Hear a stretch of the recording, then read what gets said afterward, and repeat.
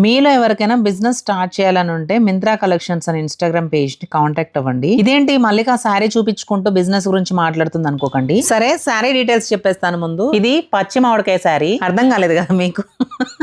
అయితే ఈ శారీ వచ్చేసి రా మ్యాంగో శారీ అన్నమాట, అందుకే అలా అన్నాను.